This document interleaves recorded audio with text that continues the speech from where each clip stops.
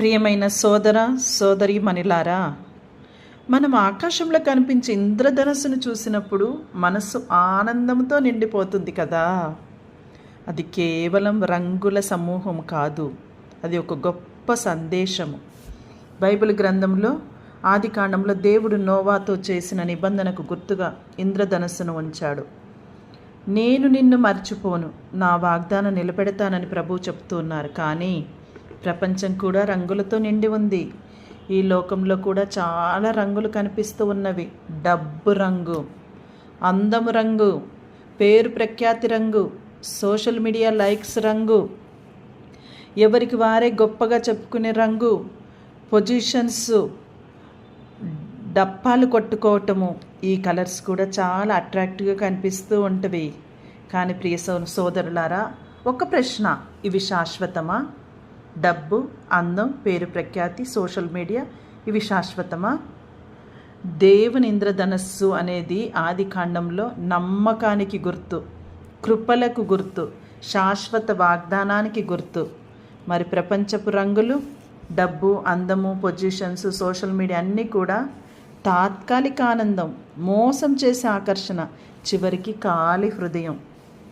సాతాను కూడా రంగులతో మోసం చేశాడు. బయట అందంగా కనిపించే వాటి వెనక లోపల నాశనం ఉంటుంది ప్రియ సహోదరి సహోదరుడా. కానీ దేవుని రంగులు మన జీవితాన్ని కాపాడుతాయి, మారుస్తాయి, నింపుతాయి, నిత్య జీవం ఇస్తాయి, ఆశీర్వాదాలు వస్తాయి. ఈరోజు మరి మీరు ఏ రంగును ఎంచుకుంటున్నారు? డబ్బు, అందము, పొజిషన్స్, సోషల్ మీడియానా? లేకపోతే నమ్మకము, కృప, శాశ్వత వాగ్దానాలా? ప్రపంచపు తాత్కాలిక రంగులా లేక దేవుని వాగ్దానమైన ఇంద్రధనస్సా? గుర్తుంచుకోండి, ఇంద్రధనస్సు కనిపించినప్పుడు దేవుడు చెబుతూ ఉన్నాడు, నేను నీతో ఉన్నాను అని. మరి లోకం చూపించే రంగులు కళ్ళను ఆకట్టుకుంటాయి, కానీ దేవుడు చూపించే రంగులు మనస్సును రక్షిస్తాయి. కావున ప్రియ సహోదరి సహోదరులారా, మీకు కనుక ఈ యొక్క రంగుల ప్రపంచంలో ఉన్నటువంటి రంగులను గురించి, బైబిల్ గ్రంథంలో ఉన్నటువంటి ఇంద్రధనస్సు దేవుని యొక్క వాగ్దానము, నమ్మకం, కృపల గురించి తెలియచేసింది. మీకు నచ్చినట్లయితే ఒక లైక్ చేయండి, షేర్ చేయండి, సబ్స్క్రైబ్ చేయండి.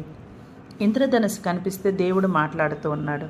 మరి ప్రియమైన వారలారా, వర్షం తర్వాత ఆకాశంలో ఒక అద్భుతం లాంటి ఇంద్రధనస్సు వస్తుంది. కేవలం ప్రకృతి అందం కాదు, ఇది దేవుని హృదయం నుండి వచ్చినటువంటి మెసేజ్ మనందరికీ.